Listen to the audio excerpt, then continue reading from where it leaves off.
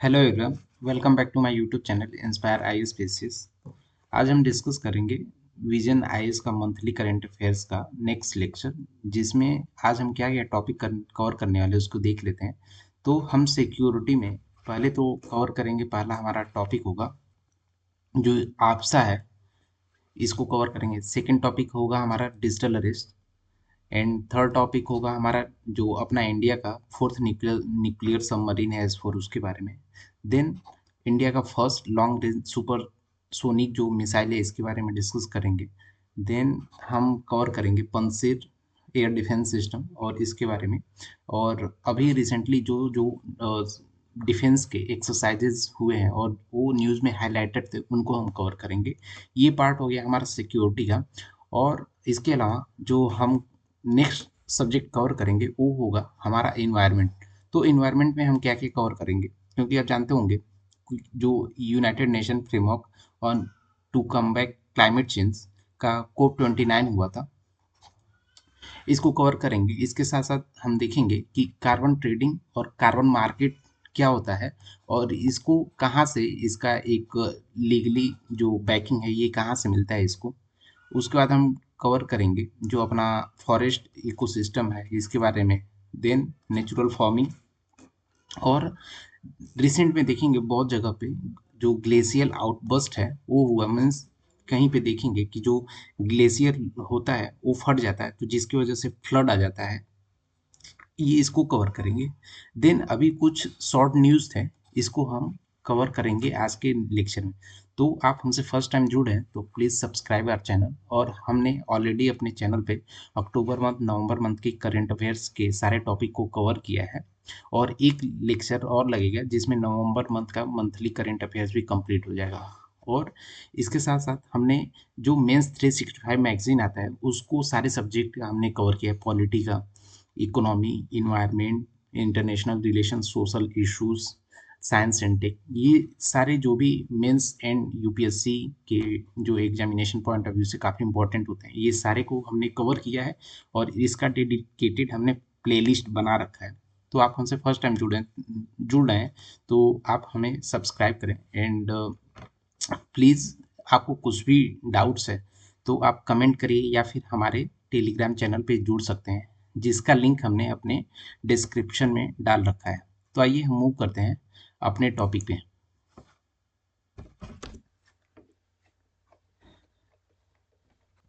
तो देख लेते हैं कि जो आपसा है इसका फुल फॉर्म क्या है। तो AFSPA stand for armed forces special power act, जो कि 1958 में लेकर आया गया था। और ये किसके अंडर लेकर आया गया था, ये लाया था मिनिस्ट्री ऑफ होम अफेयर्स, जो गृह मंत्रालय है सेंट्रल गवर्नमेंट का, उसके थ्रू लाया गया था। और कोई डिस्टर्ब एरिया होता है तो वहाँ पे ये जनरली उसको कंट्रोल करने के लिए लगाया जाता। तो अभी रिसेंटली में देखेंगे जो मणिपुर में कुछ इंसिडेंट्स हो रहे थे, वहाँ पे दो समुदाय के बीच में जो झड़प हो रही थी, उसको कंट्रोल करने के लिए मिनिस्ट्री ऑफ होम अफेयर्स ने ये आपसा एक्ट को लगाया था। तो अभी कौन कौन से पॉइंट आपसा एक्ट में कवर किए जाते हैं इसको देखते हैं। तो पहला, जैसा कि ये डिस्टर्ब एरिया में लगाया जाता है, तो पहला क्वेश्चन होगा कि what is disturb area under this AFSPA act. तो डिस्टर्ब एरिया को ऐसा डिफाइन किया गया है कि ये गवर्नर, सपोज कोई स्टेट है तो वहाँ पे ये गवर्नर डिक्लेयर करते हैं। और यूटी के केस में वहाँ के जो एडमिनिस्ट्रेटर होते हैं, लाइक एलजी हो गया, ये लोग वहाँ पे ये डिक्लेयर करते हैं। और इनका जैसे जब भी डिक्लेयर करते हैं तो वहाँ पे लाइक कोई डिस्टरबेंस है या फिर कोई इस वहाँ पे टारगेटेड अटैक हो रहा है, तो इन सब चीज़ों को कंट्रोल करने के लिए ये लगाया जाता है। तो इसमें कौन कौन से पावर दिए जाते हैं अपने आर्मी को। तो यहाँ पे आप जानते होंगे एक कॉन्स्टिट्यूशन में राइट है कि जब भी आपकी पुलिस जो है, जब भी अरेस्ट करती है तो उनको एक वारंट निकालना रहता है। तो इस एक्ट के थ्रू किसी एरिया में ये एक्ट लगाया गया है, तो वहाँ का जो आर्मी है या फिर पुलिस है, बिना वारंट के आपको यहाँ पे अरेस्ट कर सकती है। और आपका जो भी प्रीमाइसेस होता है उसका वहाँ पे खोजबीन भी कर सकती है उस प्रीमाइसेस में। तो ये दूसरा हो गया। और तीसरा ये है कि वहाँ पे काम करने वाले, उस एरिया में काम करने वाले जो आर्म फोर्सेस होते हैं, उनको एक इम्यूनिटी मिली होती है कि उनके अगेंस्ट कोई भी प्रोसीडिंग, जो लीगल प्रोसीडिंग है उसको नहीं किया जा सकता है। बिना सेंट्रल गवर्नमेंट के परमिशन के। और नेक्स्ट पॉइंट इसमें कवर किया जाता है कि सपोज आपसा एक्ट के थ्रू किसी एरिया में किसी को अरेस्ट किया गया है, तो उसका उनको के साथ ट्रीटमेंट कैसा किया जाता है। तो पहले तो जो वहाँ की फोर्सेज होते हैं, तो वहाँ के फोर्सेज जो अरेस्टेड पर्सन होते हैं उनको हैंड ओवर कर देती है वहाँ के लोकल पुलिस को। जो पुलिस होते हैं, पुलिस उनको हैंड ओवर कर देती है, और उसके बाद वहाँ पे जो भी ये होता है प्रोसेस, उसको प्रोसेस फॉलो करवाती है। तो ये कौन कौन से एरिया, अभी अगला क्वेश्चन होगा कि ये कौन कौन से एरिया में अप्लीकेबल है। तो ये बेसिकली क्या है कि ये असम, मणिपुर, नागालैंड एंड अरुणाचल, यहाँ पे जो ये स्टेट हैं, इनके किसी स्पेसिफिक एरिया में इसको लगाया जाता है। तो इसको लगाने से आप जानते होंगे कि कुछ कंसर्न्स भी हैं। सपोज वहाँ पे आर्मी है, बिना वारंट के अरेस्ट कर रही है, तो बहुत सारे लोगों का ह्यूमन राइट का वायलेशन भी होता होगा। इसके अलावा जो पावर है, सपोज आर्मी का पावर है, तो वो आर्मी जो है वहाँ पे अपने पावर का मिसयूज भी कर सकती है, अब्यूज भी कर सकती है। और इसके साथ साथ कुछ इंसिडेंट भी ऐसे हुए जिसमें रेप्स या फिर सेक्सुअल असल्ट के केसेस भी बढ़ गए हैं, जहाँ पे ये आप्स एक्ट लगाया गया था। तो इस टॉपिक से रिलेटेड आपको कुछ भी डाउट है तो प्लीज़ कमेंट करिए, और वीडियो आपको कैसा लगा ये भी कमेंट करके बताइए, या फिर हमारे वीडियो को आप लाइक कर सकते हैं। अगला हमारा टॉपिक है डिजिटल अरेस्ट। तो आप जानते होंगे डिजिटल अरेस्ट अभी रिसेंटली काफ़ी न्यूज़ में हाईलाइटेड था। तो देख लेते हैं कि डिजिटल अरेस्ट बेसिकली क्या होता है। तो डिजिटल अरेस्ट एक टाइप का ऑनलाइन स्कैम है कि जिसमें कोई ऑनलाइन फ़ोन के माध्यम से या वीडियो कॉल के माध्यम से कोई सीबीआई ऑफिसर या फिर जो ईडी के ऑफिसर हैं, ED stand for enforcement directorate, या फिर जो पुलिस के ऑफिसर्स हैं, वो फ़ोन कॉल या फिर वीडियो कॉल के माध्यम से किसी पर्सन को कॉल करते हैं और बोलते हैं कि हम ये ऑफिसर बोल रहे हैं और आपने ये क्राइम किया है, और इस सब चीज़ को लेकर वो एक लीगल प्रोसीडिंग करते हैं। और डिजिटली क्या होता है, थ्रू वीडियो कॉल आपको वो अरेस्ट कर लेते हैं कि जैसे किसी रूम में है, आपको किसी आउटसाइड पर्सन से कांटेक्ट नहीं करना है, आप बात करना है 24/7, आपको वीडियो कॉल पे ही रहना है। तो इस तरीके का जब भी स्कैम होता है तो इसको हम डिजिटल अरेस्ट बोलते हैं। तो अभी जो इंडिया में ज़्यादातर डिजिटल जो ये हो रहे हैं, डिजिटल अरेस्ट की केसेस आ रहे हैं, वो बेसिकली आ रहे हैं हमारे तीन, ज़्यादातर मोस्टली मोस्टली आ रहे हैं म्यांमार से, लाओस एंड कम्बोडिया। ये 3 कंट्रीज से ज़्यादातर केसेस इंडिया में आ रहे हैं। तो अभी अगला डाउट ये आएगा कि डाउट या फिर आपके मन में क्वेश्चन आएगा कि सपोज हमें पहले भी हमारे केस में सारा कुछ डिजिटाइजेशन था, फिर भी इन सब अभी कुछ रिसेंट के दिनों में डिजिटल अरेस्ट के केसेस इतने ज़्यादा क्यों बढ़ गए हैं। तो इसका रीज़न ये है कि इंडिया, आप जानते होंगे कि इंडिया का जो डिजिटल इंफ्रास्ट्रक्चर है ये काफ़ी बूस्ट कर गया है, और यहाँ पे सारा कुछ डिजिटल हो रहा है। तो एक तो डिजिटल ट्रांजेक्शन में इंक्रीज हुआ है, फिर इसके साथ साथ कोई डिजिटल सिक्योरिटी का अवेयरनेस नहीं है, क्योंकि आप जानते होंगे डिजिटली जो लिटरेसी है, डिजिटल लिटरेसी इंडिया में काफ़ी कम है, तो डिजिटल सिक्योरिटी उतना नहीं है। और अभी रिसेंट के कुछ दिनों में जो आर्टिफिशियल इंटेलिजेंसेस आ गए हैं, तो उसकी वजह से अब किसी का भी वॉइस वॉइस ओवर करके इसका मिसयूज कर लेते हैं। तो ये सारे रीजन हैं डिजिटल अरेस्ट के। तो अभी बहुत सारे स्टेप्स भी डिजिटल अरेस्ट को कंट्रोल करने के लिए लिया गया है सेंट्रल गवर्नमेंट के द्वारा। तो जिसमें ये एक समन्वय प्लेटफॉर्म है, यहाँ पे कोई भी केसेस आपको जाके वहाँ पे आप रजिस्टर कर सकते हैं। हमारा अगला टॉपिक है सिक्योरिटी का, कि इंडिया का फोर्थ न्यूक्लियर सबमरीन को कमीशन किया गया था जिसका नाम है S4। तो अभी इसके अलावा जो ये फोर्थ है, तो ऑलरेडी जो हम जिसको कमीशन किया है, लॉन्च किया है, वो कौन कौन से हमारे पास ये हैं सबमरीन। तो हमने कौन कौन सा किया है, एक INS अरिहंत है पहला, दूसरा है INS अरिघात, एंड थर्ड है हमारा अरिदमान। अरिदमान ये हमारा 3 हो गया, और जो हमारा S4 है, इसको ये हमारा इंडिया का फोर्थ न्यूक्लियर सबमरीन है।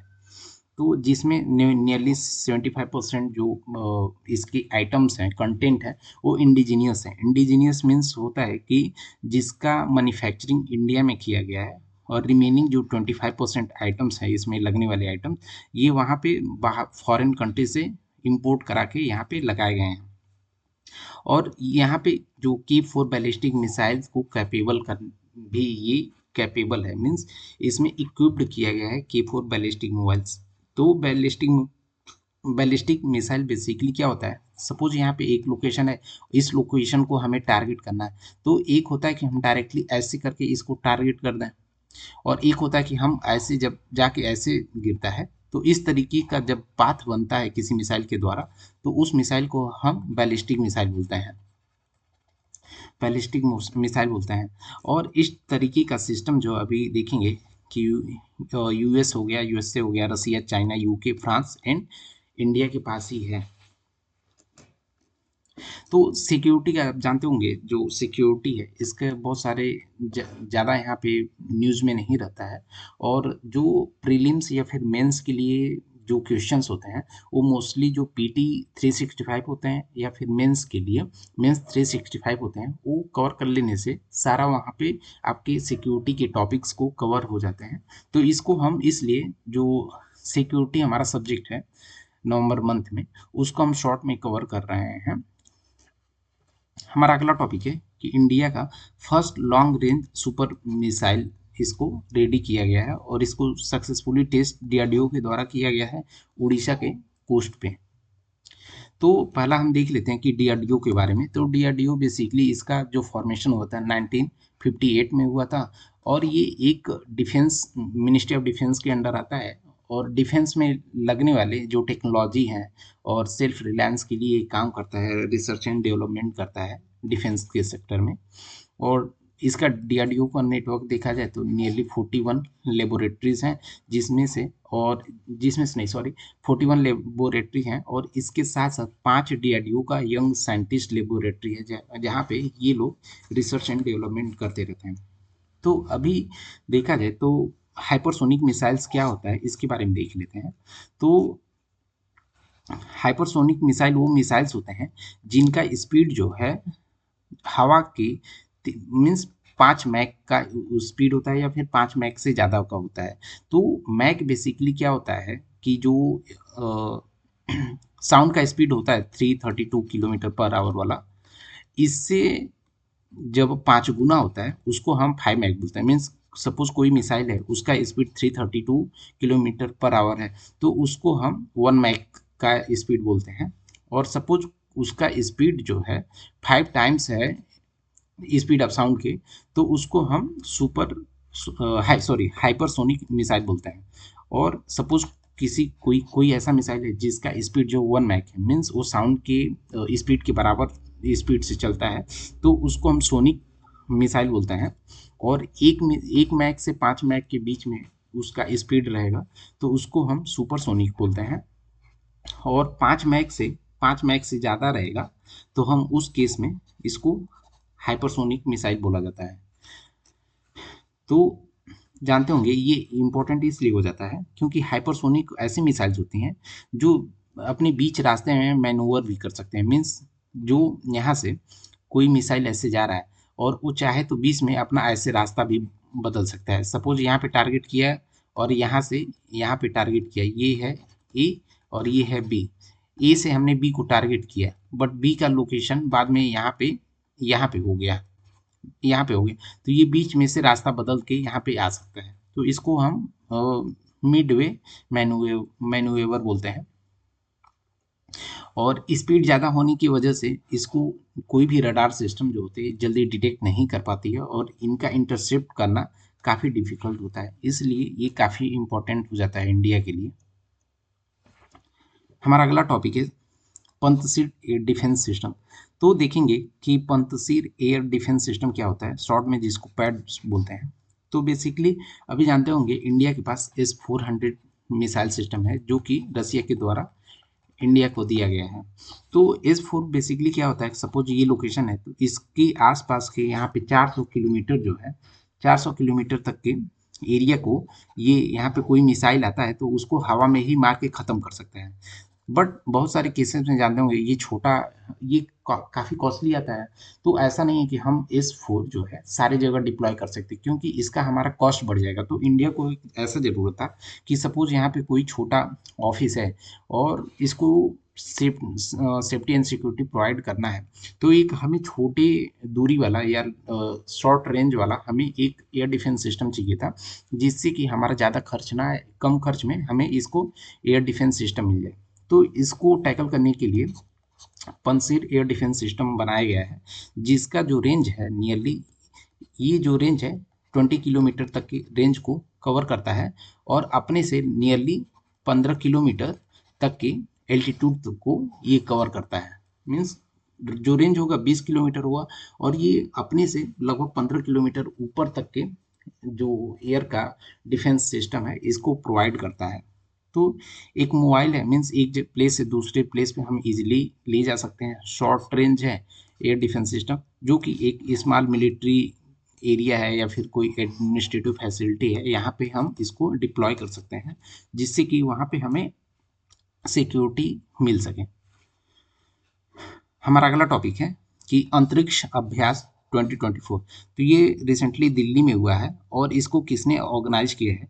तो डिफेंस स्पेस एजेंसी, मीन्स ये ऐसी स्पेस एजेंसी है जो डिफेंस डिफेंस प्लस स्पेस, ये दोनों को एक साथ करती है, जिससे कि हमारा इन स्पेस और डिफेंस, स्पेस में हम अपने डिफेंस को और बढ़ा सकें। तो इन्होंने एक अंतरिक्ष अभ्यास किया है। तो अभी हमारा अगला टॉपिक है कि बहुत सारे आप देखे होंगे कि जो ये एक्सरसाइजेज हैं, एक्सरसाइजेज मीन्स नॉवल हो गया, नॉवल्स नेवी का या तो फिर एयरफोर्स का या फिर आर्मी के, बहुत सारे एक्सरसाइजेज हैं जो काफ़ी न्यूज़ में रहते हैं, हमेशा चलता रहता है। तो हमारा पहला एक्सरसाइज है महासागर। तो महासागर बेसिकली ये इंडियन नेवी के द्वारा कंडक्ट किया गया था, और इसमें कौन कौन से कंट्रीज़ को पार्टिसिपेट, कौन कौन से कंट्रीज़ ने इसमें पार्टिसिपेट किया था? तो Bangladesh, Comoros, Kenya, Madagascar, Maldives, Mauritius, Mozambique, Seychelles, Sri Lanka, Tanzania, ये सारे कंट्री ने इसमें पार्टिसिपेट किया था। हमारा दूसरा एक्सरसाइज है गरुड़ शक्ति।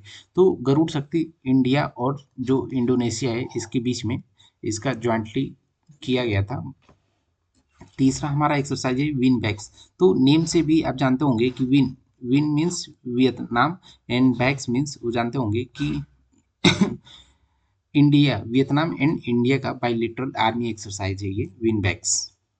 हमारा थर्ड है कि सिम्बेक्स। तो सिम्बेक्स किसके बीच में किया जाता है? तो सिंगापुर और इंडिया के बीच में सिम्बेक्स, देखेंगे SIMBEX means Singapore and India maritime bilateral exercise.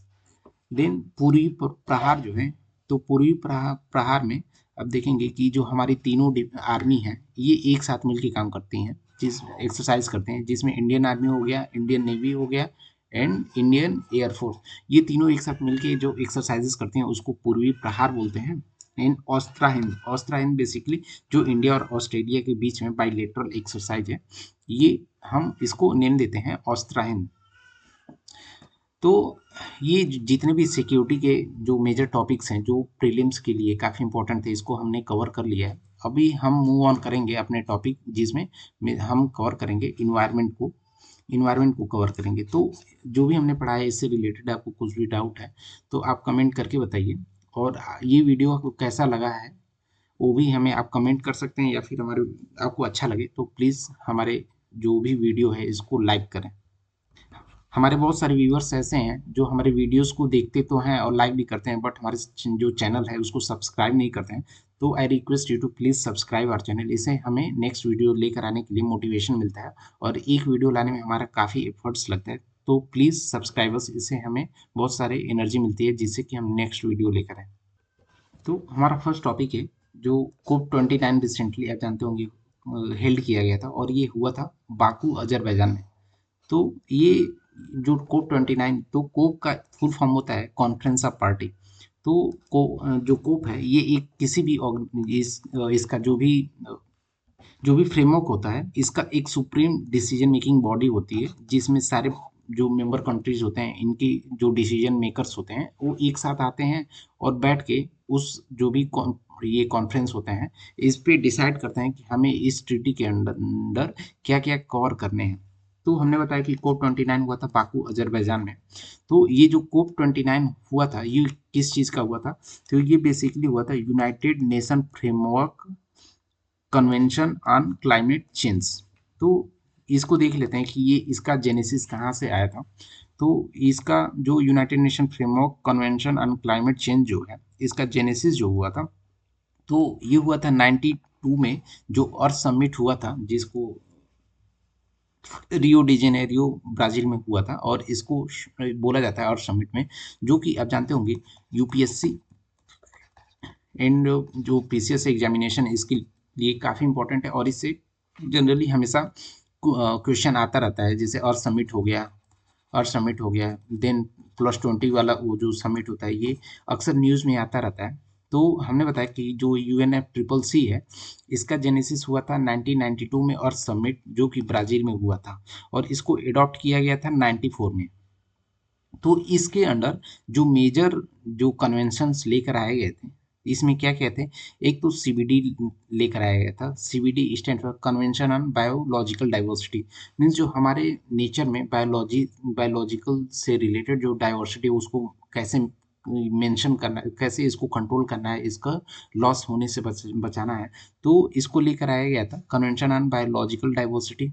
Then इसके अलावा United Nation convention on combat desertification. तो ये जो लेकर आया गया था, ये हमारा UNFCCC के द्वारा लेकर आया गया था। तो हमने बताया इसको कहाँ हुआ था, बाकू अजरबैजान में हुआ था। ये नोट कर लीजिए, ये एग्जाम पॉइंट ऑफ व्यू से काफ़ी इंपॉर्टेंट है।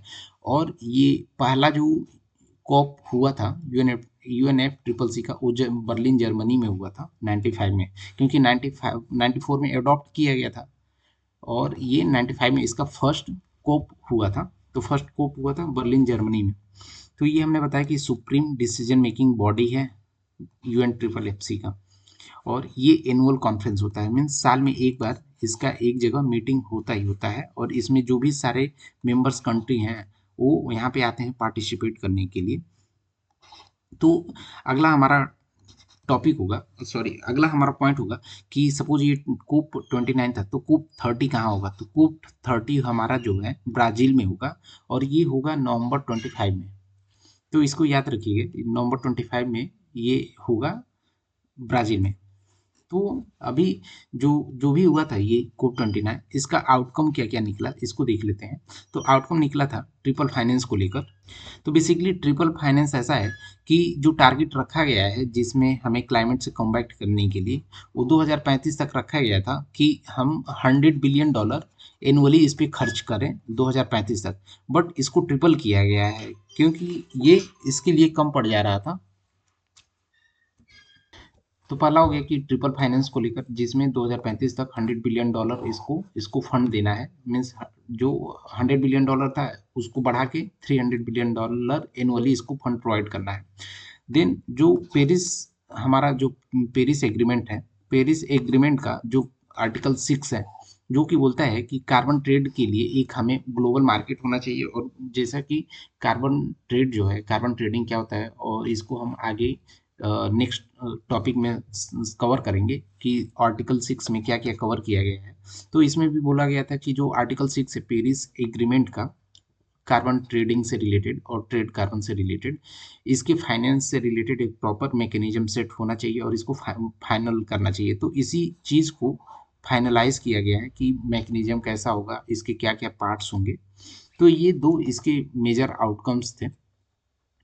बाकी ये उतना मीन्स जो इस ये इतना सारा ये इम्पोर्टेंट नहीं है, क्योंकि आप जब यूपीएससी या पीसीएस एग्जाम का आप पीवाईक्यू एनालिसिस करेंगे, सिलेबस एनालिसिस करेंगे, तो देखेंगे ये सारा हमें जो भी आता है इसमें मंथली करंट अफेयर्स में, ये सारे हमारे इंपॉर्टेंट नहीं है। तो जो भी आपको इस चीज़ को फाइंड आउट करना है कि क्या क्या आपके लिए इंपॉर्टेंट है, जिससे कि आपको बहुत सारे, नहीं तो फिर करंट अफेयर आप पढ़ने बैठेंगे तो न्यूज़ में बहुत सारा कुछ चलता है, बट आपको आइडेंटिफाई करना है कि आपको कौन से टॉपिक को आपको पढ़ना है, और कौन सा टॉपिक या सब्जेक्ट जो है, कौन से सब्जेक्ट का कौन सा टॉपिक वो एग्जाम के लिए रिलीवेंट है। नहीं तो फिर आप सारे पॉइंट का नोट्स बनाने बैठेंगे तो एक बल्कि बुक बन जाएगा, और लास्ट मोमेंट आप उसको रिवाइज नहीं करेंगे।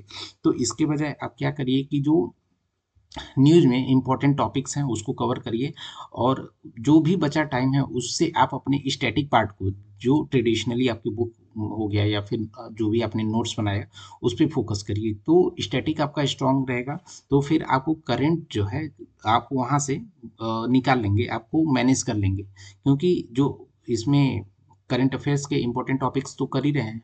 और जब आपका बेस क्लियर रहेगा तो फिर आपको करंट अफेयर्स यूपीएससी में कभी दिक्कत नहीं देगा, क्योंकि जनरली जो होता है, जो मेन टारगेटेड जो क्वेश्चंस होते हैं वो स्टैटिक में आपके क्वेश्चन जो बेस अच्छा है, तो आप वहाँ पे क्वेश्चन को टैकल कर सकते हैं। तो अभी हम देख लेते हैं इंडिया के रिस्पेक्ट में कि इंडिया ने कोप 29 में क्या क्या कौन कौन से पॉइंट को रखा है। तो इंडिया ने पॉइंट रखा है कि NCQG stands for new collective quantified goals. तो इसमें इंडिया ने प्रपोज किया है कि जो डेवलप्ड कंट्री को 1.3 ट्रिलियन डॉलर जो है ये एनुअली प्रोवाइड करना चाहिए। ये डेवलपिंग कंट्री मीन्स जो डेवलप्ड कंट्री हैं लाइक यूएसए हो गया, यूके हो गया, फ्रांस हो गया। तो ये सारे लोग अपने जो नेचुरल रिसोर्सेस हैं इसको यूटिलाइज करके ये लोग तो डेवलप्ड बन गए, बट जो अभी छोटी छोटी इकोनॉमीज हैं या फिर डेवलपिंग कंट्रीज है, जैसे इंडिया हो गया, ब्राज़ील हो गया, तो इन लोगों को सपोर्ट प्रोवाइड करना है। तो इन सब चीज़ के लिए इंडिया ने प्रपोज किया कि 1.3 ट्रिलियन डॉलर एनुअली आप सपोर्ट प्रोवाइड करो, जिसमें से 600 बिलियन डॉलर जो है वो ग्रांट होनी चाहिए। मीन्स ऐसा नहीं हो कि उसमें से जो 1.3 ट्रिलियन डॉलर है उसमें 600 ग्रांट बेसिकली क्या होता है, जब आपको अनुदान दे देते हैं, मीन्स कोई चीज़ आपको किसी को दे दिए, उससे एक्सपेक्ट नहीं कर रहे हैं कि वो आपको देगा, उस चीज़ को हम ग्रांट बोलते हैं। और जो रिमेनिंग अमाउंट बचा नियरली 0.7 ट्रिलियन यूएसडी का, तो वो हमें आप जो लो इंटरेस्ट रेट पे प्रोवाइड करिए, जिससे कि हम भी मीन्स जो डेवलपिंग कंट्रीज है लाइक इंडिया एंड ब्राजील, उससे भी क्लाइमेट को वो टैकल कर पाए। तो इंडिया का मेन पॉइंट ये था। दूसरा पॉइंट था जस्ट ट्रांजिशन, मीन्स जो डेवलप्ड कंट्रीज हैं उनको financial and technological support provide करना चाहिए डेवलपिंग कंट्रीज को। जैसा कि हमने बताया, जो यूएसए हो गया, फ्रांस हो गया, यूके हो गया, इटली हो गया, इन लोगों को क्या करना चाहिए कि जो डेवलपिंग कंट्रीज है लाइक लाइक इंडिया, ब्राज़ील, इन लोगों को, साउथ अफ्रीका, इन लोगों को यहाँ पे सपोर्ट प्रोवाइड करना चाहिए। सपोर्ट एक तो फाइनेंशियली जो प्रोवाइड करना चाहिए वो कवर है न्यू कलेक्टिव क्वांटिफाइड गोल एनसीक्यूजी में, और दूसरा हमें फाइनेंशियल और टेक्नोलॉजिकल सपोर्ट भी चाहिए डेवलपिंग कंट्रीज को, क्योंकि इनके पास इतने रिसोर्सेज नहीं होते हैं रिसर्च एंड डेवलपमेंट के लिए। तो ये सारे पॉइंट को इंडिया ने काफ़ी हाईलाइट किया और इसमें प्रपोज किया था। अभी हमने जैसा बताया कि कार्बन ट्रेडिंग क्या होता है, इसको हम नेक्स्ट टॉपिक में कवर करेंगे। तो हमारा टॉपिक है कार्बन ट्रेडिंग और उसका मार्केट। तो इसको बेसिकली जो आर्टिकल 6 है पेरिस एग्रीमेंट का, जानते होंगे पेरिस एग्रीमेंट 2015 में हुआ था। तो ये जो है इसका जो पेरिस एग्रीमेंट था, इसका आर्टिकल 6 बोलता है कि कार्बन ट्रेडिंग और कार्बन मार्केट होनी चाहिए। तो बेसिकली ये क्या है कि सपोज कोई इंडस्ट्री ए है, वो इंडस्ट्री ए ऐसा वो अपना उसका मैन्युफैक्चरिंग करती है जिसमें वो हमारे नेचर में उसका कार्बन का एमिशन बहुत ज़्यादा करती है। तो क्या है कि ऐसे जो कंपनीज हैं इनको कार्बन का मीन्स ये करना है, उनको कार्बन क्रेडिट क्रेडिट खरीदना है। मीन्स अल्टरनेटली वो ऐसे कंपनी को, और एक कंपनी ऐसा है जो सिर्फ पेड़ लगाती है और उसको मेंटेन करती है। तो क्या है कि इन लोगों को किसी भी माध्यम से ऐसे कंपनी को फंड प्रोवाइड करना है। तो क्योंकि ये लोग क्या कर रहे हैं कि पेड़ लगा रहे हैं जिससे ये कार्बन अब्जॉर्ब कर रहे हैं और ये कार्बन एमिट कर रहे हैं। तो ऐसा है कि सपोज ये कार्बन क्रेडिट इससे खरीदेगी तो ये कार्बन क्रेडिट दे देगी, और ये जो है इसको फंड प्रोवाइड करेगी, तो ये और ज़्यादा यहाँ पे देखेंगे कि ये ग्रीनरी कर पाएंगे, पेड़ पौधे लगा पाएंगे, जिससे कार्बन का एब्जॉर्प्शन और ज़्यादा बढ़ जाएगा। तो हमारे नेचर में कार्बन डाइऑक्साइड का जो लेवल है वो मेंटेन रहेगा। इसी चीज़ को कार्बन ट्रेड कार्बन बोला जाता है, और कार्बन मार्केट इसी चीज़ को बोला जाता है। जैसा कि यहाँ पे मेंशन है tool and mechanism of carbon market. तो इसके में जो है आर्टिकल 6 में जो दो मैकेनिज्म सेट किए गए हैं, दो मार्केट बेस्ड हैं और एक नॉर्मल मार्केट बेस्ड है। तो आर्टिकल 6.2 बोलता है एक डिसेंट्रलाइज अप्रोच होना चाहिए। डिसेंट्रलाइज मीन्स जब भी दो कोई कंट्री एक साथ आके कार्बन ट्रेडिंग का डीलिंग करते हैं तो उसको कवर किया गया है आर्टिकल 6.2 में। एंड इसमें दूसरा जो आर्टिकल में सब क्लॉज 6.4 है, इसमें बोलता है कि एक सेंट्रलाइज अप्रोच भी होना चाहिए पेरिस एग्रीमेंट का, जिसमें एक हम ग्लोबल कार्बन मार्केट के बारे में एक मैकेनिज्म डेवलप करें। तो इसको कवर किया गया है 6.4 में। और 6.8 जो क्लॉज है अपना 6 पेरिस एग्रीमेंट का, उसमें सब क्लॉज 6.8 में मेंशन किया गया है कि हम मिटिगेशन मीन्स इसके रोकथाम के लिए और एडॉप्टेशन के लिए मीन्स कैसे इसको बचा जा सके, इसके बारे में ये बात करता है कि इस क्लॉज में जो 6.8 है इसमें कोई भी ट्रेडिंग की बारे में, कार्बन ट्रेडिंग के बारे में बात नहीं करता है। तो हमने बताया कि कार्बन मार्केट क्या होता है। बेसिकली कार्बन मार्केट एक ट्रेडिंग सिस्टम है जिसमें जो है कार्बन क्रेडिट को बाई किया जा सकता है। जैसा कि मैंने एग्जांपल बताया था कि कोई बी से कोई एक क्रेडिट बाई करता है, मीन्स यहाँ पे कंपनी ए है, फिर से वापस मैं एग्जांपल दे रहा हूँ, कंपनी ए है, ये कंपनी ए है एंड एक कंपनी बी है। ये यहाँ पे आप देखेंगे सोलर सिस्टम या फिर यहाँ पे पेड़ लगाने का काम करती है। और ये क्या करती है कि यहाँ पे 2 मेट्रिक टन कार्बन डाइऑक्साइड को ऑब्जर्व कर रही है और ये 2 मेट्रिक टन कार्बन डाइऑक्साइड का एमिट कर रही है। मीन्स ये एमिट कर रही है और ये एमिट कर रही है, ये ऑब्जॉर्व कर रही है। तो क्या करना है, इसको दो क्रेडिट इसका बना, मीन्स ये दो क्रेडिट जनरेट किया और इसको चाहिए दो क्रेडिट। तो ये क्या करेगा, इसको कुछ पैसे देगा, यहाँ पे मनी देगा और कहेगा ये दो क्रेडिट मुझे दे दो, क्योंकि मैं यहाँ पे कार्बन को एमिट कर रहा हूँ, मीन्स अपने इन्वायरमेंट में मैं कार्बन डाइऑक्साइड पैदा कर रहा हूँ। तो मुझे ऐसे लोगों को कार्बन ट्रेड के माध्यम से हम फंड करेंगे जो हमारे बिहाफ पे वो 2 मेट्रिक टन कार्बन डाइऑक्साइड को ऑब्जर्व करें, तो ये इनको कुछ पैसे देगी। इसी चीज को कार्बन मार्केट और कार्बन मैकेनिज्म बोला जाता है। तो यहाँ पे हमने बताया कि वन ट्रेडेबल जो है, एक कार्बन क्रेडिट सपोज कोई कंपनी खरीदती है तो 1 मेट्रिक टन कार्बन डाइऑक्साइड के बराबर है। तो 1 मेट्रिक टन जो होता है वो 1000 kg के बराबर होता है। मीन्स 1000 kg कार्बन डाइऑक्साइड के बराबर 1 मेट्रिक टन होता है। और सेम होता है कि वो 1 मेट्रिक टन होता है 1 कार्बन क्रेडिट के बराबर। तो अभी कार्बन ट्रेडिंग को क्योटो प्रोटोकॉल में भी कवर किया जाता है और पेरिस एग्रीमेंट में भी कवर किया जाता है। तो देख लेते हैं कि दोनों में बेसिकली क्या डिफरेंट है। तो ये क्योटो प्रोटोकॉल है और ये हो गया पेरिस एग्रीमेंट। तो जो क्योटो प्रोटोकॉल है ये बेसिकली डेवलप्ड कंट्री के बारे में बात करता है और जो पेरिस एग्रीमेंट है ये सारे कंट्री के बारे में बात करता है, ऑल कंट्री। और यहाँ पे देखेंगे कि सिर्फ डेवलप्ड कंट्री के बारे में बात करते हैं। और एडॉप्टेशन का फंडिंग जो है ये सीडीएम प्रोजेक्ट के थ्रू करता है। और यहाँ पे जो आर्टिकल 6.4 है कार्बन ट्रेडिंग, इससे यहाँ पे इसका फंडिंग होता है। हमारा इसमें लिगेसी क्रेडिट है, इसमें कोई भी मतलब जो हमारा ट्रेडिशनल क्रेडिट है वो भी मान्य है, लेकिन यहाँ पे देखा जाए जो पेरिस एग्रीमेंट है ये 2013 के बाद का कोई जो कार्बन क्रेडिट है यही सिर्फ इसमें वैलिड किया जाता है। तो कार्बन ट्रेडिंग इम्पोर्टेंट क्यों हो जाता है, क्योंकि अब जानते होंगे कि जो हम लोगों ने कसम खाया है कि जो प्री इंडस्ट्रियलाइजेशन से 1.5 डिग्री सेंटीग्रेड तक हम टेम्परेचर कम करेंगे। इसके लिए जो रिसोर्सेज नेचुरल रिसोर्सेज हैं इसको यूज करके जो डेवलप्ड कंट्री है ये अपने आप को तो इकोनॉमिकल सुपर पावर बन गई। बट आज के टाइम पे जो गरीब कंट्री है, डेवलपिंग कंट्री है या अंडर डेवलप्ड कंट्री है, वो अपने यहाँ इंडस्ट्री लगाना चाह रही है। तो यही डेवलप्ड कंट्री क्या करती है, बोलती है कि आप कार्बन का एमिशन कर रहे हो, इसकी वजह से वो इंडस्ट्री बंद करो। तो क्या होता है कि जो डेवलपिंग कंट्री है, अंडर डेवलप्ड कंट्री है, इन पे लोड काफ़ी बढ़ जाता है। तो इस चीज़ से क्या होगा कि इनको जो डेवलपिंग कंट्री है इनको सपोर्ट मिलेगा, इसका मेन सिग्निफिकेंस है। बाकी इश्यूज तो बहुत सारे हैं जिसको हम यहाँ पे देखेंगे कि जो इसमें लिमिटेड कवर किया गया है, फिर डिलेड, इसमें बहुत सारे लोग इसमें ऑपरेशन करने में डिलेड करते हैं। फिर कार्बन का कॉलोनाइजेशन मीन्स अभी भी देखेंगे अमेरिका बहुत ज़्यादा यहाँ पे कार्बन डाइऑक्साइड का ये करता है, एमिशन करता है। फिर डिफरेंट नेशन का नेशनल इंटरेस्ट डिफरेंट होता है। तो ये सारे इसके चैलेंजेस हैं। ये सारा जो ये टॉपिक है ये उतना इम्पोर्टेंट नहीं है, जो क्लाइमेट फाइनेंस है इतना इम्पोर्टेंट नहीं है।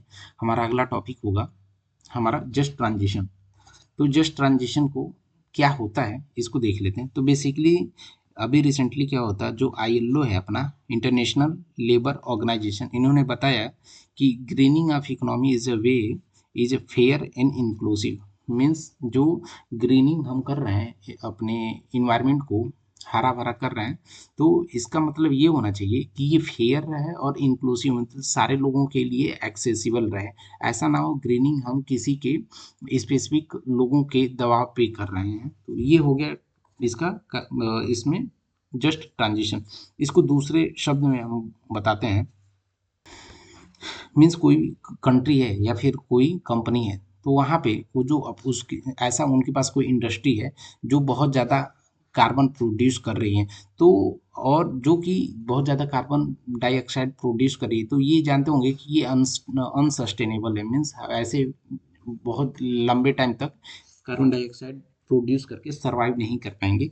तो ऐसे कंपनीज या ऐसे जो कंट्रीज हैं उनको क्या करना है कि लोग कार्बन एमिट करने वाले कंपनी पे फोकस करें, या फिर कैसे हम कार्बन डाइऑक्साइड ऑक्साइड का एमिशन कम हो सकता है इसके बारे में सोचें, जो कि सस्टेनेबल रहे। इसी को हम इसी ट्रांजिशन को हाई कार्बन से लो कार्बन के बीच में हम मूव करते हैं, इस ट्रांजिशन को हम जस्ट ट्रांजिशन बोलते हैं।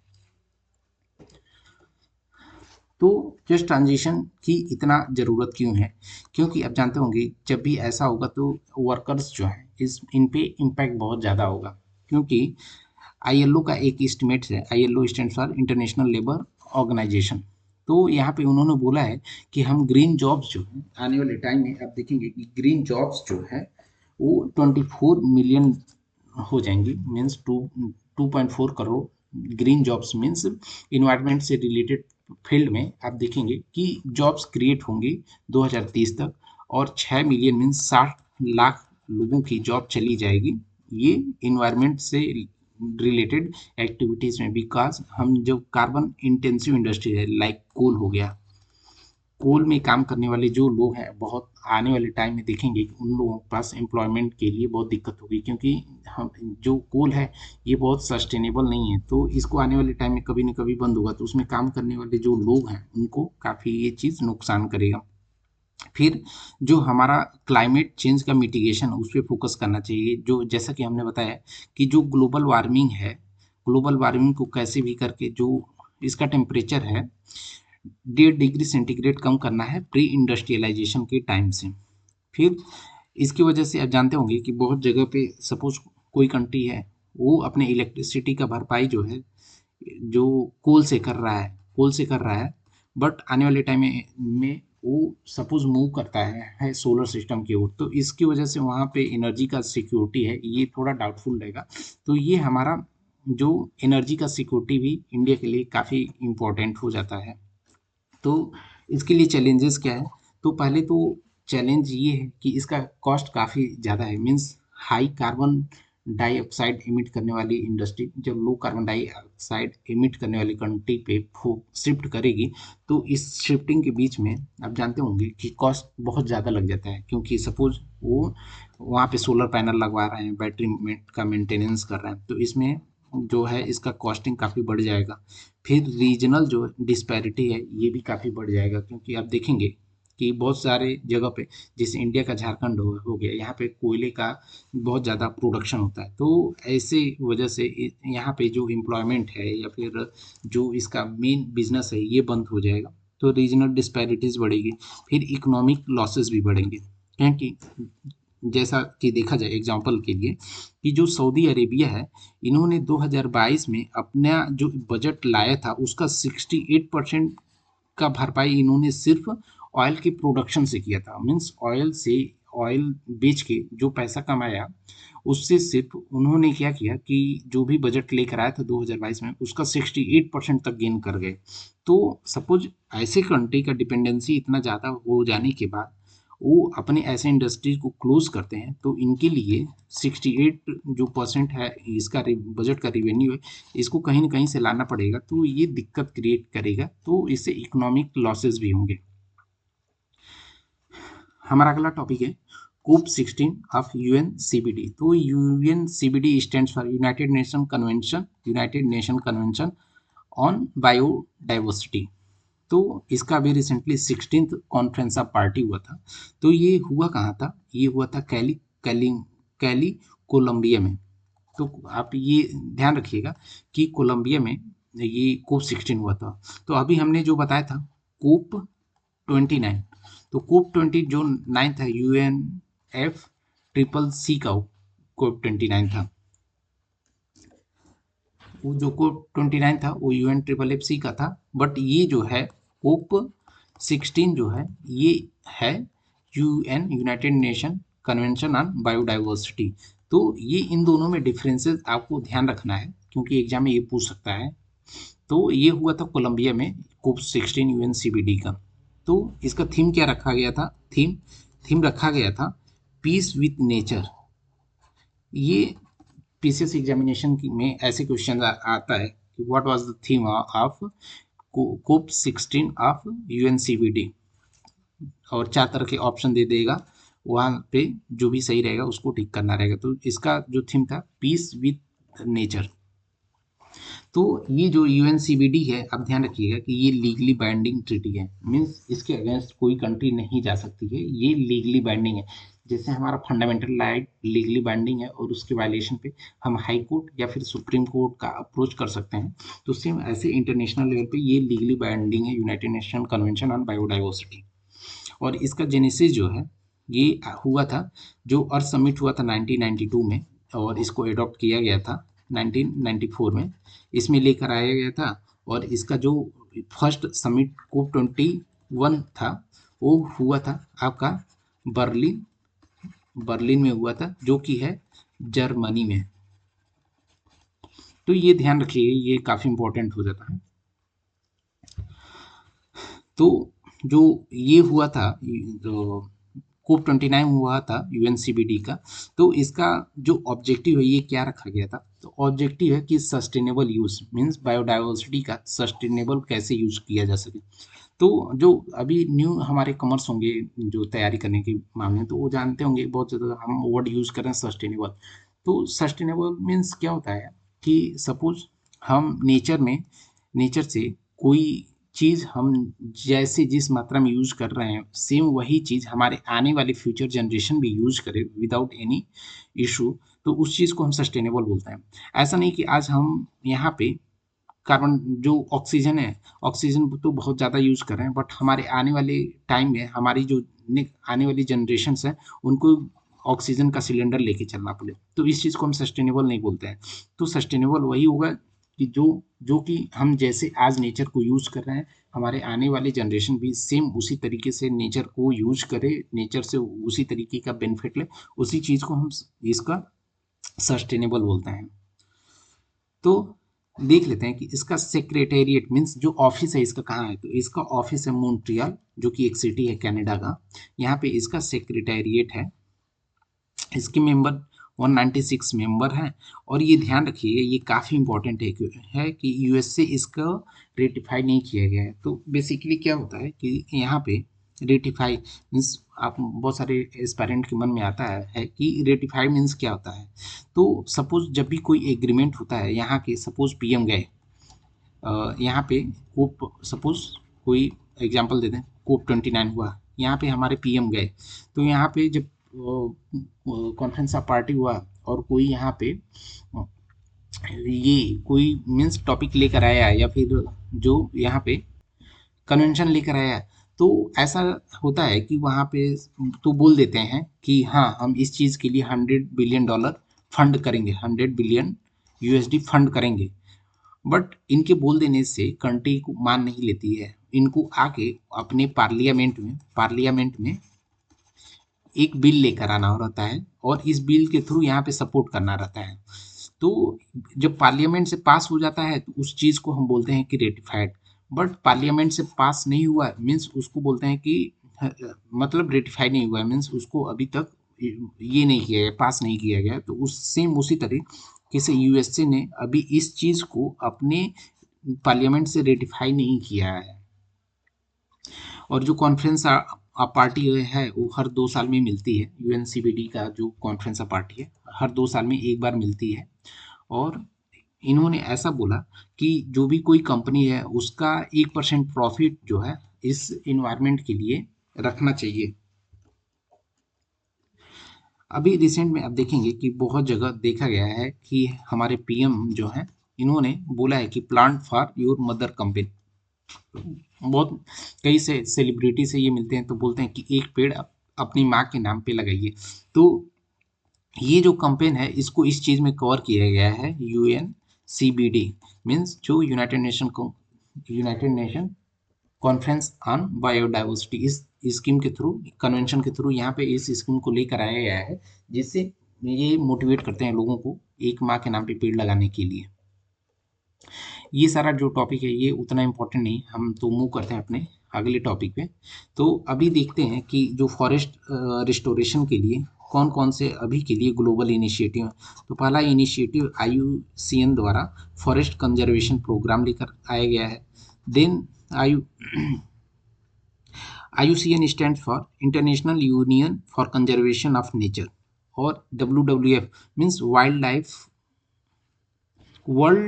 Wild Fund for Nature. इसका एक प्रोग्राम है फॉरेस्ट फॉर लाइफ प्रोग्राम। तो इन दो प्रोग्राम के थ्रू ये लेकर आते हैं और फॉरेस्ट को कंजर्व करने की बात करते हैं। तो इस टॉपिक से रिलेटेड आपको कुछ भी डाउट है तो प्लीज़ कमेंट करिए। और आप चाहते हैं कि हम किसी नेक्स्ट टॉपिक पे वीडियो बनाएं वो भी कमेंट करके बताइए कि आप किस टॉपिक पे आपको इशू आ रहा है, कौन से टॉपिक पढ़ने में या समझने में दिक्कत हो रहा है। वो मैसेज करिए आप, हमें मैसेज आप हमारे टेलीग्राम चैनल पे भी दे सकते हैं जिससे कि हम उस टॉपिक पे अपना अपडेटेड वीडियो लेकर आएंगे। और कुछ हमारे जो एस्पायरेंट है वो कमेंट करते हैं या फिर मैसेज करते हैं कि सर आप बहुत कुछ टॉपिक्स जो हैं स्किप कर दे रहे हैं। तो हम उनको बताना चाहेंगे कि जो ये मंथली मैगजीन आती है इसमें बहुत सारी चीज़ें जो है हमारे स्टैटिक के पार्ट होती हैं। तो स्टैटिक के पार्ट को हम छोड़ देते हैं क्योंकि स्टैटिक वाला जब हम कभी स्टैटिक वाले पोर्शन वीडियो लाएंगे तो उसमें कवर करेंगे।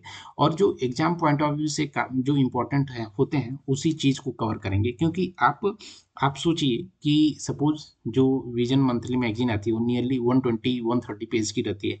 आप सारे पेज को इम्पोर्टेंट समझते हैं और ये उसका नोट बनाने लगेंगे तो साल में अब नियरली 3000 सॉरी 2000 पेजेस के नियरली आपके पास नोट्स हो जाएंगे। तो उसको आपको लास्ट मोमेंट पे रिवाइज करना ये सस्टेनेबल नहीं है और ये बुद्धिमत्ता भी नहीं है कि इस तरीके से आप नोट बना।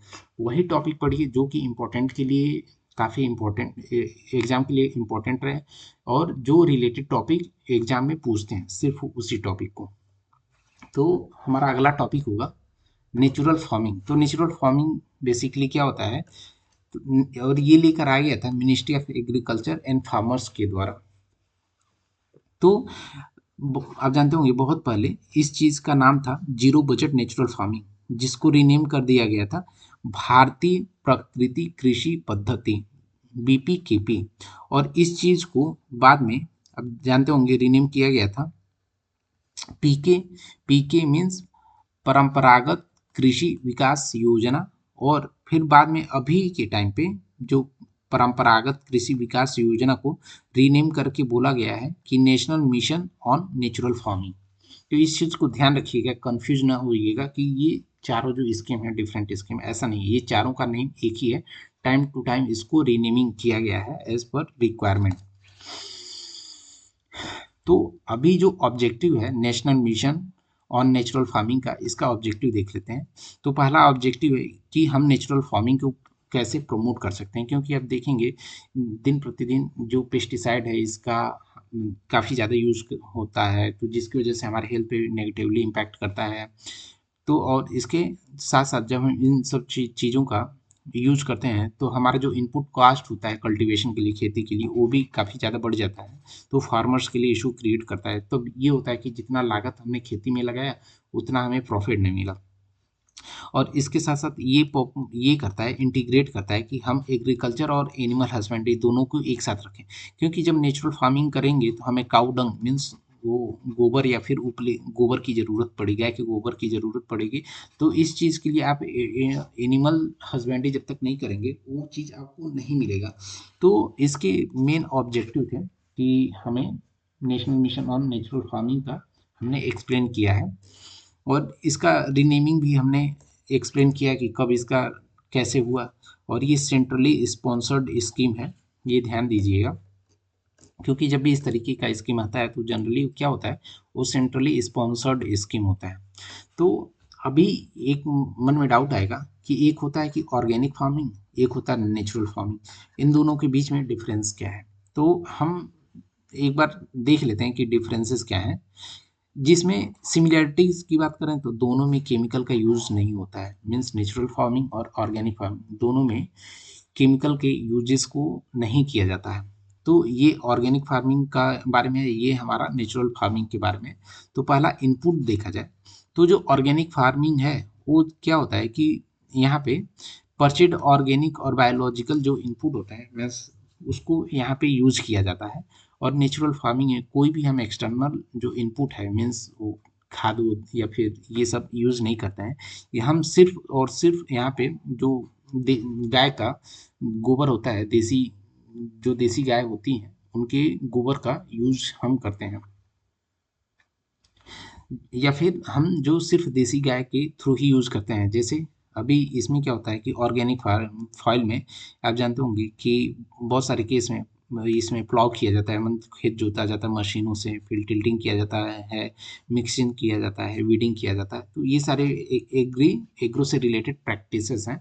बट इसमें क्या होता है कि इसमें नेचुरल फार्मिंग में इस चीज़ को यूज़ नहीं किया जा सकता। ये सिर्फ गाय के हेल्प से यहाँ पे ऑर्गेनिक मैटर को डिकम्पोज किया जाता है और उस चीज़ को वहाँ से उससे अर्थवॉर्म्स जनरेट होते हैं जिससे कि वहाँ पे वो फसल के लिए काफ़ी वो अच्छा काम करता है। फिर सॉइल के बारे में बात करें तो यहाँ पे जो ऑर्गेनिक फार्मिंग क्या होता है, सॉइल में हम ज़रूरत के हिसाब से उसमें करेक्शन करते रहते हैं। और ये नेचुरली ये माइंड मिनरल्स के थ्रू मीन्स जो हम ज़मीन से मिनरल निकालते हैं वो टाइम टू टाइम उसमें छिड़काव करके हम नेचुरल फार्मिंग करते रहते हैं। बस सॉरी ऑर्गेनिक फार्मिंग करते रहते हैं। बस नेचुरल फार्मिंग में इसमें सिर्फ और सिर्फ वर्मी कंपोस्ट जो होता है, ये केंचुए वाली जो खाद होती है जिसको कंपोस्ट या वर्मी कंपोस्ट बोलते हैं, इसको यूज करके इसका किया जाता है। और इसमें जो होता है इन दोनों के कंपैरिजन में, ऑर्गेनिक फार्मिंग और नेचुरल फार्मिंग के कंपैरिजन में देखा जाए तो जो ऑर्गेनिक फार्मिंग होता है वो थोड़ा सा एक्सपेंसिव होता है। उसका रीज़न ये होता है कि इसमें मशीन्स का भी यूज किया जाता है। फिर यहाँ पे जो परचेज ऑर्गेनिक जो या फिर बायोलॉजिकल इनपुट है मीन्स हम वो भी मार्केट से खरीद के लेकर आते हैं। फिर सॉइल करेक्शन के लिए हम मिनरल भी डालते हैं इसमें, नेचुरली माइंड मिनरल। तो ये थोड़ा एक्सपेंसिव होता है। बट इसका जो होता है, जो नेचुरल फार्मिंग होता है, उसका कॉस्ट जो होता है बहुत कम होता है, ना के बराबर होता है, ना के बराबर नहीं, बस बहुत कम होता है। क्योंकि यहाँ पे हम मार्केट से कोई भी चीज़ कोई लाने की ज़रूरत नहीं पड़ती है। और लो कॉस्ट होता है क्योंकि इसमें हम सिर्फ गाय का ही इस्तेमाल करते हैं, गाय और गाय के गोबर का। तो इससे क्या होता है कि हमारा तो आत्मनिर्भर हम बन सकते हैं और हमारा जो लोकल में बायोडाइवर्सिटी है ये भी इस चीज़ से बढ़ेगी। तो सिग्निफिकेंस क्या है, मीन्स इतना इंपॉर्टेंट क्यों हो जाता है नेचुरल फार्मिंग, इसको देख लेते हैं। इससे क्या होगा कि जब हम नेचुरल फार्मिंग करेंगे तो हमारा जो हो यील्ड है वो बढ़ जाएगा, मीन्स इम्प्रूव्ड यील्ड हो गया। दूसरा है कि हमारा जब इनकम कम लगेगा, हमारा जो कॉस्ट है, इनपुट कॉस्ट है, कम लगेगा, तो इससे हमारा इनकम काफ़ी बढ़ेगा। तीसरा है कि जब हम बिना खाद वाला कोई भी प्रोडक्ट खाएंगे, खाद और इसमें केमिकल वाला, तो उससे हमारे हेल्थ पे अच्छा खासा मतलब बेनिफिट देगा, कोई नुकसान करने वाली चीज़ नहीं रहेगा। फिर इससे हमारा एम्प्लॉयमेंट का जनरेशन होगा, हमारे इन्वायरमेंट का कंजर्वेशन होगा और जो सॉइल का हेल्थ है वो भी मेंटेन रहेगा। बट इससे रिलेटेड इश्यूज भी हैं। इशू ये है कि जो उसका यील्ड है मीन्स जो उसका यील्ड क्या होता है कि उत्पादन होती उत्पादन से रिलेटेड होता है कि उसका उत्पादन प्रति हेक्टेयर कितना हो रहा है, उस चीज़ को हमें यील्ड बोलते हैं। तो यील्ड जो है अनसर्टेन है, क्योंकि यहाँ पे जानते होंगे कि जो कन्वेंशनल फार्मिंग है उसमें यील्ड ज़्यादा होता है, क्योंकि उसमें खाद और केमिकल्स का यूज़ करते हैं, तो उससे वहाँ पे यील्ड ज़्यादा होता है। और यहाँ पे इसका लोअर हो रहेगा नेचुरल फार्मिंग में, तो एक इसका इशू है। दूसरा है कि बहुत जगह पे नॉलेज और स्किल्स का गैप है। फिर प्रॉपर नेचुरल फार्मिंग के लिए हमारे पास अभी सरकार का कोई पॉलिसी नहीं है, तो ये एक पॉलिसी गैप क्रिएट करता है। इस टॉपिक से रिलेटेड कुछ भी डाउट है तो प्लीज़ कमेंट करिए। हमारा अगला टॉपिक है कि glacier lake outburst flood means जब भी सपोज यहाँ पे हिमालयन रीजन में जो पहाड़ होता है वो बर्फ से ढका रहता है, बट कभी कभी केसेस में आप देखेंगे कि वो जो ग्लेशियर होता है वो ग्लेशियर फट के गिर जाता है, और फट के गिर जाने की वजह से वो पिघलता है, और पिघलने की वजह से वो जो आसपास की नदियाँ होती हैं या फिर झीलें होती हैं, लेक्स होते हैं, वहाँ पे बहुत ज़्यादा वहाँ पे पानी की मात्रा ज़्यादा होती है, और इसमें जो पानी का फ्लो काफ़ी तेज़ से बढ़ जाता है। तो यहाँ पे जो भी रहता है उसकी वजह से बहुत ज़्यादा फ्लड्स आ जाते हैं, जिसकी वजह से आसपास के एरिया में दिक्कत आता है। तो रिसेंटली क्या था कि सेंट्रल वाटर कमीशन जो है, तो सेंट्रल वाटर कमीशन बेसिकली क्या होता है कि जो सरफेस वाटर होता है मीन्स सतह पे रहने वाले जो पानी होता है, इसके बारे में ये टाइम टू टाइम एनालिसिस और डेटा देता रहता है। इन्होंने बताया है कि जो ग्लेशियर लेक्स हैं, इसकी वजह से जो वाटर बॉडीज हैं जैसे नदी हो गया, झील हो गया, हिमालयन बेल्ट में उनका जो लेवल है, सरफेस एरिया है, काफ़ी बढ़ गया है। मीन्स अभी पहले क्या था कि सपोज इतने एरिया में कोई हिमालय में झील या नदी थी, बट अभी रिसेंट में ये ऑब्जर्व किया जा रहा है कि उनका सरफेस एरिया जो है पहले के कंपेरिजन में बढ़ गया है। तो जब एरिया बढ़ेगा तो इससे क्या होगा, इसका एक इंटीग्रेटेड इशू क्रिएट होगा, मीन्स एक इशू से लिंक होके दूसरा इशू कोई ना कोई क्रिएट होगा। तो इस रिपोर्ट में और क्या क्या बोला गया है इसके बारे में देख लेते हैं कि जो इंडिया में जो ग्लेशियर लेक्स हैं इसकी संख्या में काफ़ी ज़्यादा 33% का राइज हो गया है। क्योंकि अभी देखेंगे कि जो हमारा टेम्परेचर बढ़ रहा है, ग्रीन हाउस गैसेस की वजह से टेम्परेचर बढ़ रहा है, टेम्परेचर बढ़ने की वजह से जो ग्लेशियर्स हैं वो पिघल रहे हैं। जब वो ग्लेशियर पिघल रहे हैं तो क्या होता है कि वो नदियों में जाते हैं, वो पानी बर्फ पिघलता है तो वो पानी बन के नदियों में या झीलों में जाता है। तो जब वहाँ पे जाता है तो उन वहाँ पे उसका जो सरफेस है वो बढ़ जाता है। तो इसकी वजह से ग्लेशियल जो लेक्स है इसकी संख्या में 33.7% का इंक्रीज हुआ है 2011 के कंपेरिजन में 2024 में। और जो लेक्स हैं इसमें देखा गया है कि नियरली 40% सरफेस एरिया में इंक्रीज हुआ है, जहाँ पे जो कि हमने ये वाला एग्जांपल दिया है, यहाँ पे जो पहले यहाँ तक था अभी बढ़ के यहाँ तक जो एरिया हो गया है, इस चीज़ में 40% का इंक्रीज हुआ है। और ये मोस्टली कौन कौन सी जगह पे देखे गए हैं, लद्दाख वाले बेल्ट में, क्योंकि वो हिमालयन बेल्ट है, हिमालयन बेल्ट में वहाँ पे लद्दाख में कुछ जगह बर्फ भी ग्लेशियर्स की संख्या ज़्यादा है। फिर हिमाचल हो गया, उत्तराखंड, सिक्किम, इन अरुणाचल। तो आप ये इन सारी जगहों को ऑब्जर्व करेंगे तो ये हमारा जो इंडिया का जो हिमालयन वाला रीजन है यहाँ से लगा है ये सब वाला। जैसे यहाँ पे कश्मीर, लद्दाख हो गया, फिर यहाँ पे हिमाचल, उत्तराखंड, फिर ये नेपाल के बाद यहाँ पे सिक्किम, फिर अरुणाचल। तो यहाँ पे ये सारे दिक्कतें क्रिएट कर रही हैं।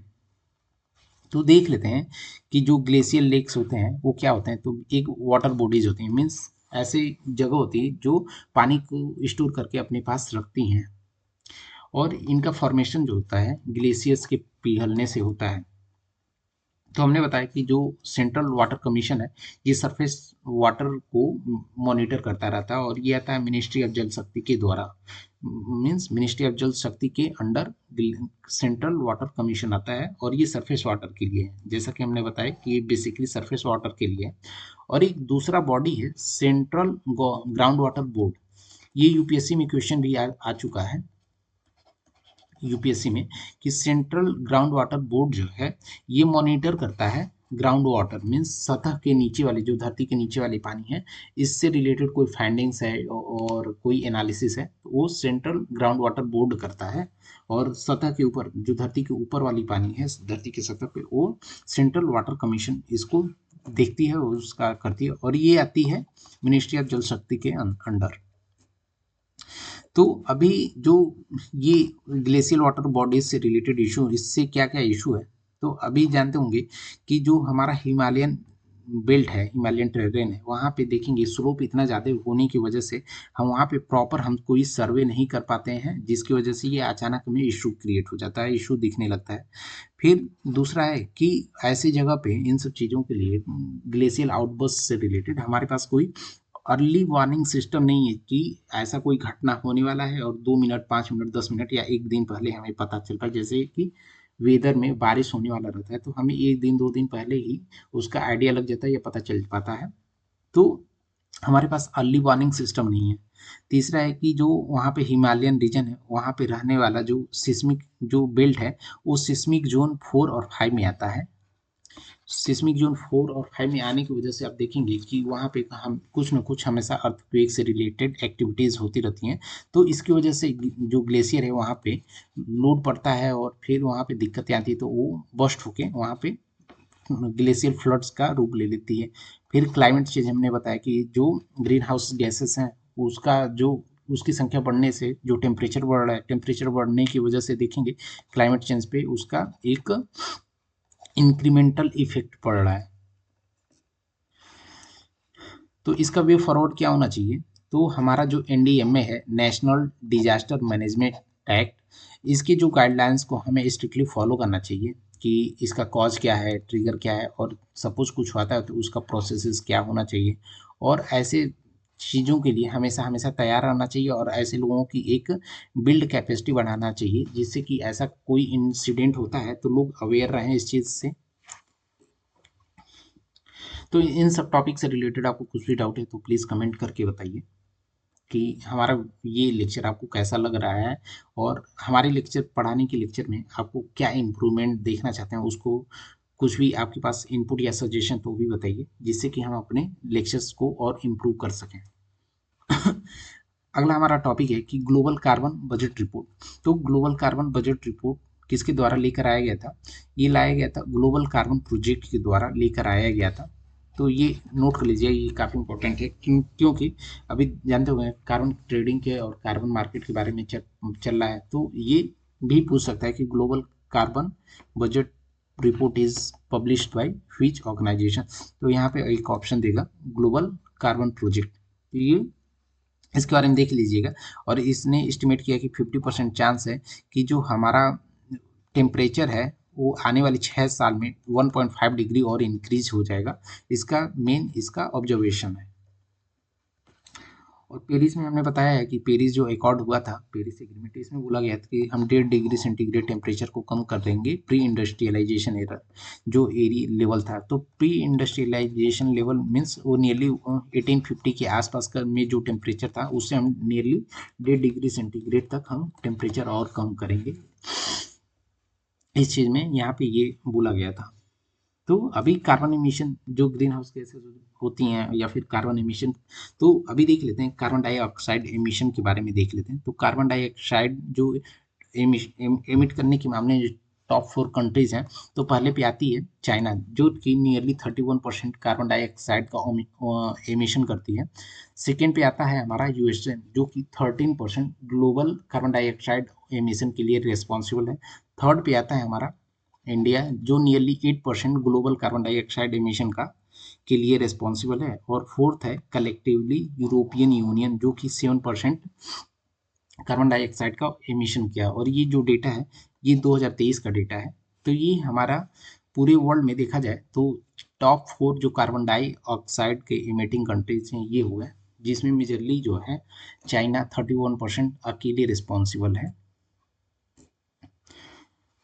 और अभी रिसेंटली अब देखेंगे कि यूएनईपी ने 2 रिपोर्ट पब्लिश किया है। तो पहला रिपोर्ट है कि एडाप्टेशन गैप रिपोर्ट। तो इस रिपोर्ट के बारे में कुछ ज़्यादा कुछ ये नहीं है, बस ये रिपोर्ट याद रखिएगा कि इसको किसने पब्लिश किया है। तो एडाप्टेशन गैप रिपोर्ट को पब्लिश किया जाता है यूनाइटेड नेशन इन्वायरमेंट प्रोग्राम के द्वारा। और सेम एक दूसरा रिपोर्ट यूएनईपी के द्वारा लाया जाता है जिसको बोला जाता है एमिशन गैप रिपोर्ट। तो ये जो 2 रिपोर्ट हैं UN United Nation Environment Programme, इसके लिए एक एमिशन गैप रिपोर्ट और यहाँ पे देखेंगे दूसरा एडाप्टेशन गैप रिपोर्ट, दूसरा है, पहला ये हो गया, दूसरा है एडाप्टेशन गैप रिपोर्ट। तो ये दो रिपोर्ट लेकर आ जाते हैं यूएनईपी के द्वारा। तो UNEP stand for United Nation Environment Programme. पहला है एमिशन गैप रिपोर्ट, दूसरा एडाप्टेशन गैप रिपोर्ट। तो ये दो चीज़ रिपोर्ट में ध्यान रखिएगा। तो हमने बताया कि इंडिया जो है थर्ड आता है ग्रीन हाउस गैसेस के एमिशन के मामले में।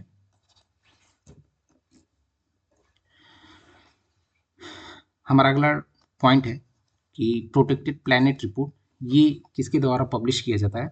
तो प्रोटेक्टेड प्लैनेट रिपोर्ट जो है united nation earth programme means UNEP और WCMP stands for world conservation monitoring centre, इन दोनों का एक ज्वाइंटली पब्लिश किया जाता है। ये report means protected planet report is jointly published by united nation earth programme and world conservation monitoring system centre.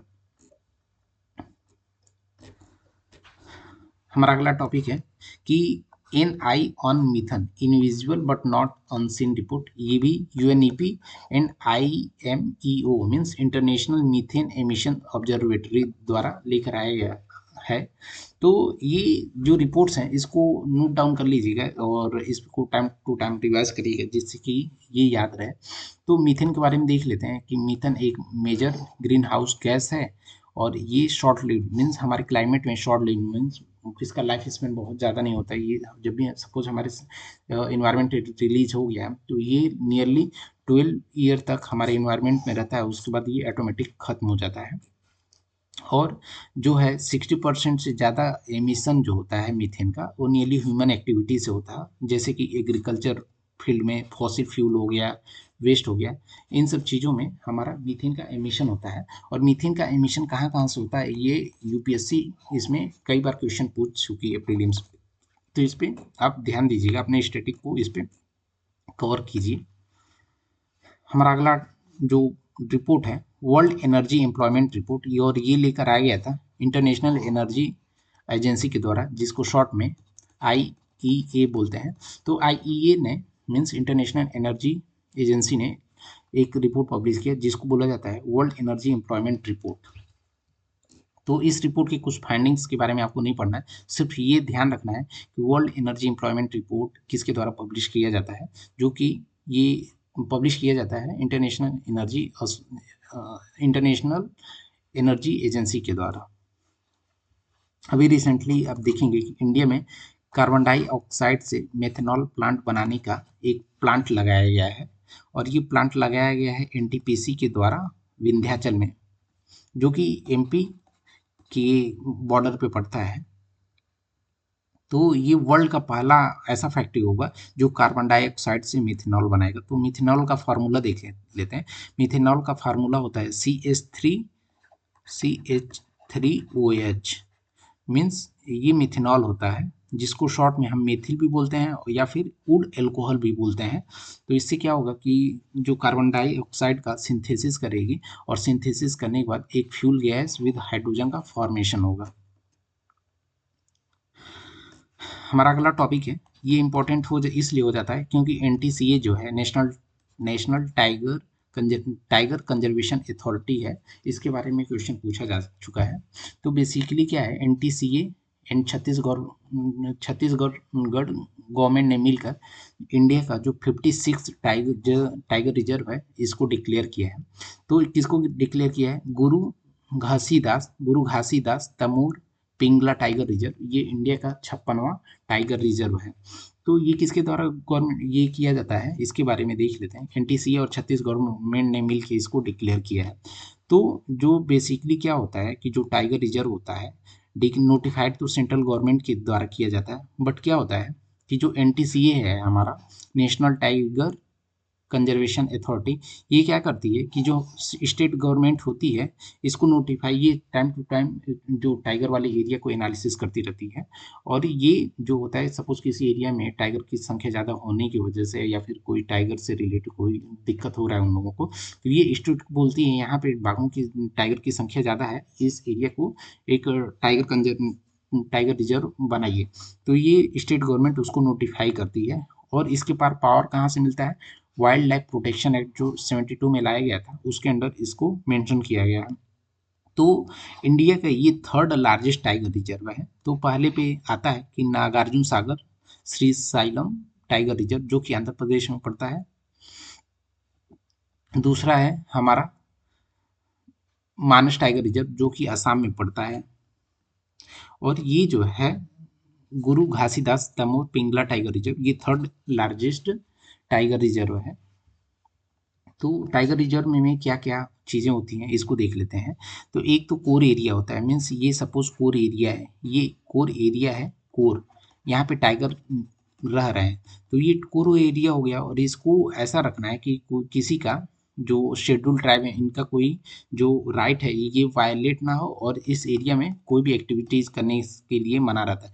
फिर इसके अलावा एक हम यहाँ पे बफर एरिया बनाते हैं, इस चीज़ से रिलेटेड यहाँ पे एक बफर एरिया बनाते हैं जहाँ पे यहाँ पे परमिशन लेके ही लोगों को अलाउ रहता है और जनरली वहाँ पे आउटसाइडर लोग अलाउ नहीं रहते हैं। और इसके बाद आप यहाँ पे गांव या फिर विलेज बसा सकते हैं। बट इस एरिया में जाने के लिए यहाँ पे तो कोई अलाउ नहीं होता है। यहाँ पे जाने के लिए पास जो भी वहाँ पे ये रिस्पेक्टेड अथॉरिटी रहती है उनसे आप पास लेकर इस जो बफर एरिया में जा सकते हैं। और यहाँ पे इनका विलेजेस होता है। तो टाइगर जो रिजर्व होता है ये इनके कोर एरिया और बफर एरिया दो चीज़ होता है।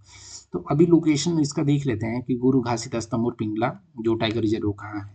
तो इसका ज्योग्राफी देखा जाए तो अपना छोटा नागपुर प्लेटू जो है वो और यहाँ पे जो भगेलखंड प्लेटू है यहाँ पे इन दोनों जगह के बीच में यहाँ पे इस चीज़ को लोकेशन है, मीन्स इस दो प्लेटों के बीच में लोकेशन है छोटा नागपुर जिसको छत्तीसगढ़ का प्लेटू बोला जाता है।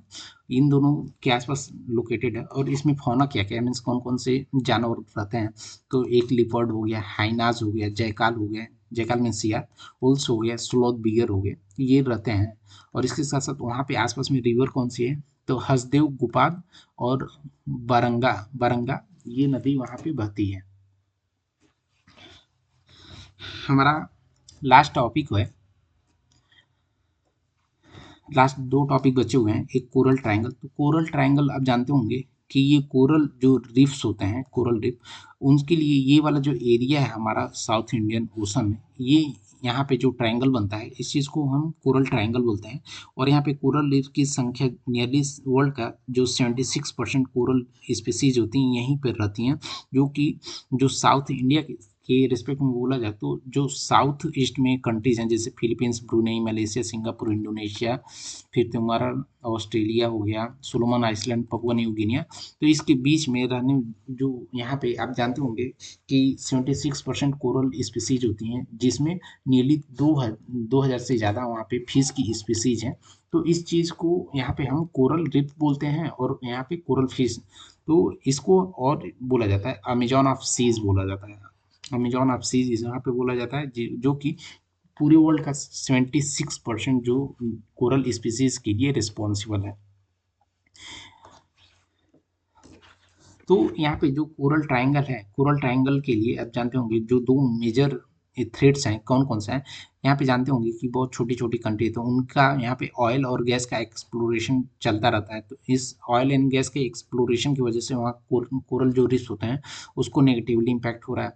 दूसरा है यहाँ पे नॉइज़ पोल्यूशन, नॉइज़ पोल्यूशन क्योंकि वहाँ पे शिपिंग के लिए वहाँ से रूट है और जो एक्सप्लोरेशन वाला वहाँ पे एक्टिविटीज़ चलता रहता है इसकी वजह से वहाँ पे जो कोरल रीफ्स हैं इनको काफ़ी ज़्यादा दिक्कत होती है और बहुत ज़्यादा वहाँ पे खतरा बढ़ा रहता है। हमारा अगला टॉपिक है कि सुनामी रेडी विलेजेस। तो सुनामी रेडी विलेजेस बेसिकली क्या है कि सुनामी जैसा कि नाम नेम जो है इसका सजेस्ट कर रहा है कि जब भी सुनामी आए तो सुनामी आए तो सुनामी के लिए सपोज कोई विलेज रेडी है तो उस चीज़ को हम सुनामी रेडी विलेजेस बोलते हैं। तो ये बेसिकली कहाँ पे है, उड़ीसा में इसको बनाया गया है यूनेस्को और IOC means intergovernmental oceanographic commission इसके द्वारा बनाया गया है। जिसमें इसका मेन एम रखा गया है कि सुनामी को रोकने के लिए हमें क्या क्या प्रोसेस को फॉलो करना है। ये एक अवेयरनेस एंड प्रिपेयर्डनेस कि एक स्ट्रेटजी है, मीन्स सपोज सुनामी आती है तो हमें क्या कि किस किस पॉइंट को लेकर अवेयर रहना है, और कौन कौन से हमें तैयारियां हमेशा किए रहना है, जिससे कभी भी सुनामी आती है तो हमें कोई दिक्कत ना हो। तो इसका मेन ये मोटो था। तो सुनामी का डेफिनेशन क्या होता है कि ये जब भी समुद्र में सपोज ऐसे लहरें उठती हैं, तो लहरें जब बहुत ज़्यादा खतरनाक हो जाती हैं तो उसी चीज़ को हम सुनामी बोलते हैं।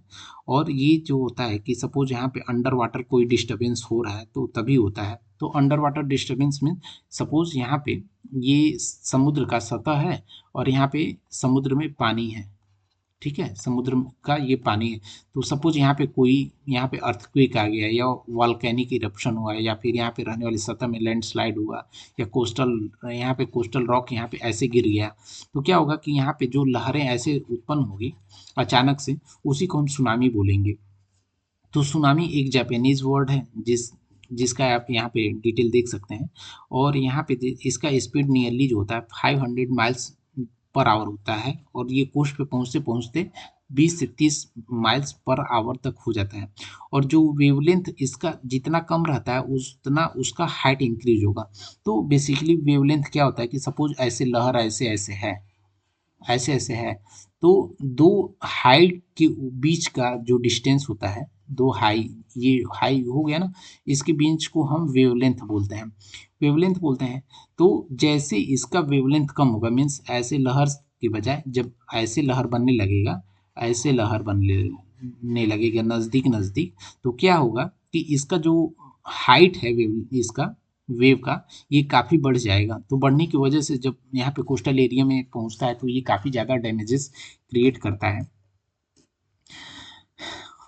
ये हमारा अगला टॉपिक होगा कि लेक करीबा। तो लेक करीबा क्या है कि ये जो सेंट्रल अफ्रीका है, वहाँ पे जो जॉम्बेजी रिवर है, नियरली जाम्बिया और जिम्बाब्वे के बॉर्डर के आसपास सेंट्रल अफ्रीका में, वहाँ पे एक लेक था जो कि सूख गया है और इसकी वजह से यहाँ पे ये हाईलाइटेड था, बाकी यहाँ पे कुछ नहीं है। तो आज के लेक्चर के लिए हम यहीं पे अपना वीडियो स्टॉप करते हैं। आपको लेक्चर ये हमारा कैसा लगा कमेंट करके बताइए, और आपको अच्छा लगा हो तो प्लीज़ लाइक करिए। और आपको कुछ भी डाउट्स हैं हमारे पढ़ाने से रिलेटेड तो आप कमेंट करिए या फिर हमारे टेलीग्राम पे मैसेज कर सकते हैं, जिसका लिंक हमने वीडियो के डिस्क्रिप्शन में दे रखा है। तो thank you for the watching, please subscribe. इससे आपके सब्सक्राइब करने से हमें काफ़ी मोटिवेशन मिलता है। Thank you for the watching, please like comment and subscribe.